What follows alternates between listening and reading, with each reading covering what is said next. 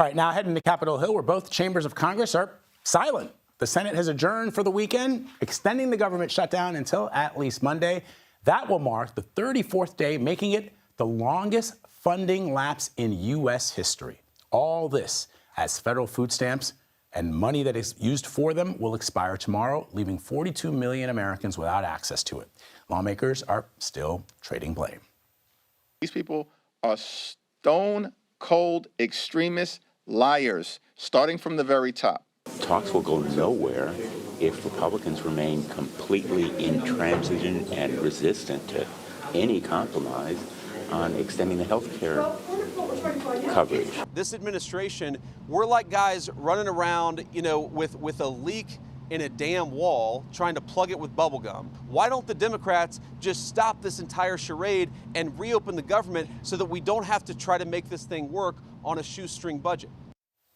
Let's bring in CBS News congressional correspondent Caitlin Huey-Burns. So, Caitlin, as you know, lawmakers could not agree on funding for those SNAP programs, but there are some big elections next week. Could that be the catalyst? People potentially losing their jobs. And by the way, Congress is still getting paid. That changed from the former President Trump's first administration, where now members of Congress get paid even though the government is shut down and government workers aren't getting paid. Could the elections be what we need to end the stalemate?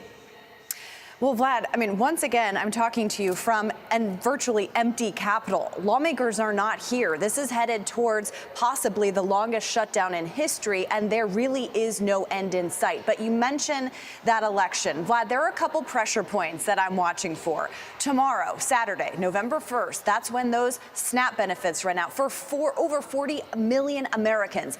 Just to underscore, that has never happened before. In previous shutdowns, there was funding available because of various appropriations. This time, that is not the case. So for the first time in history, SNAP funding, food stamp funding will not be available to those who need it. That deadline is tomorrow. Also tomorrow is when open enrollment begins for the Obamacare marketplace, and that is where Democrats say that people are going to be getting alerts saying that their premiums are going to skyrocket, in their words. That's a pressure point.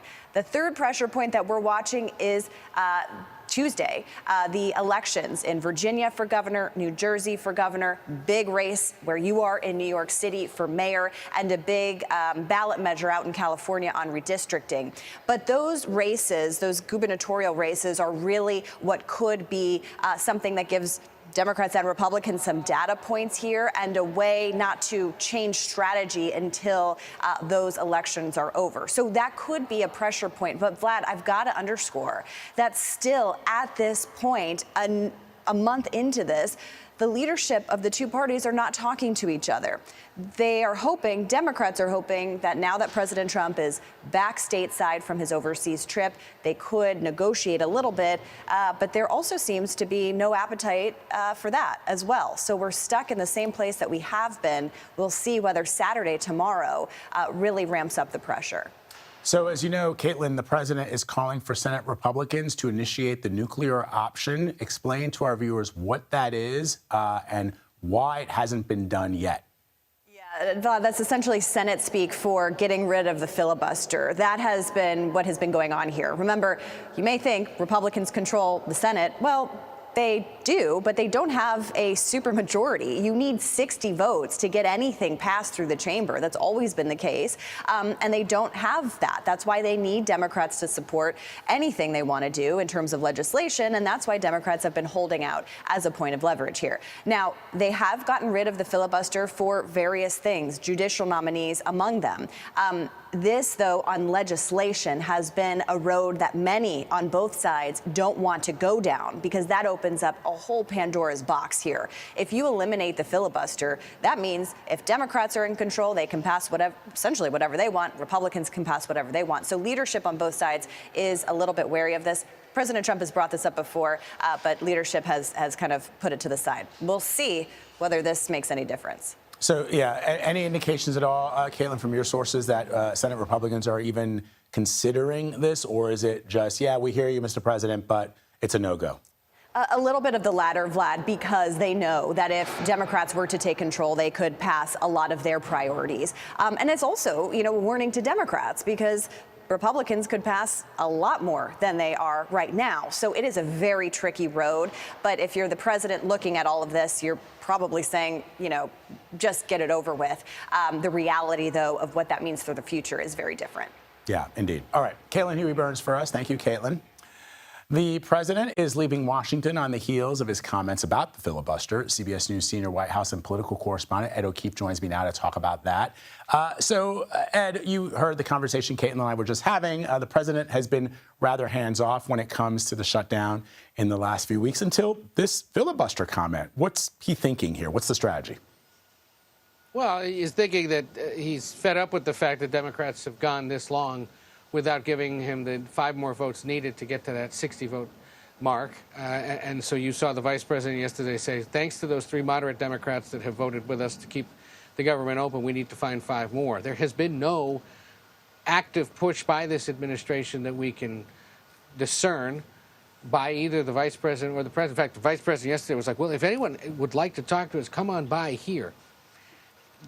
Vice President has an office at the Capitol. He could go up there and find them, and there's been no sign that they have been doing that, trying to reach a potential group of moderates that would be willing to go with Republicans and try to make this happen. So the president there expressing some concern, some frustration, and the views of many in his base who just say, you know, blow it up already and change the rules and get it done. We're keeping an eye here on the front door of the White House because he's going to be leaving shortly to go down to his Florida estate. The Mar-a-Lago season has begun, and so he's going to be making these trips down on Fridays now on a more regular basis as the fall begins here and the weather gets cooler here in Washington.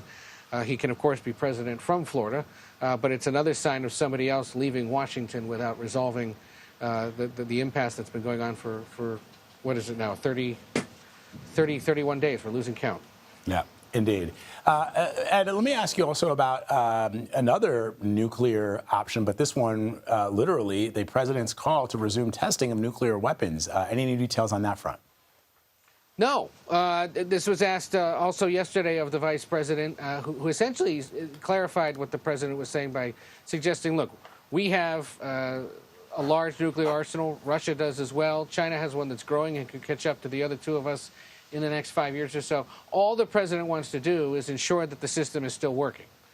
Well, if he would like to resume regular testing as was being conducted until about 1992, when George H.W. Bush put a stop to it, experts who track this stuff for a living have told us it could take about 36 months to get the system up and fully operational again.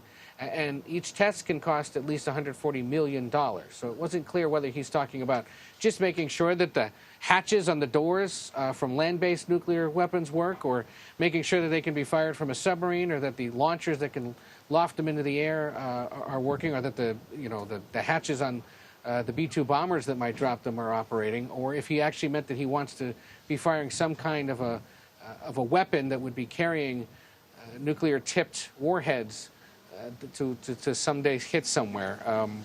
We'll see. The fact that it was said just minutes before he met with President Xi was seen by many observers of the U.S.-China relationship especially, and some who tracked nuclear weaponry, as sort of just a reminder to China, perhaps, that the United States has the capabilities and has far more nuclear weapons than China. All right. Ed O'Keefe breaking it down for us at the White House. Ed, happy Halloween. Thank you very much, my friend. Appreciate it.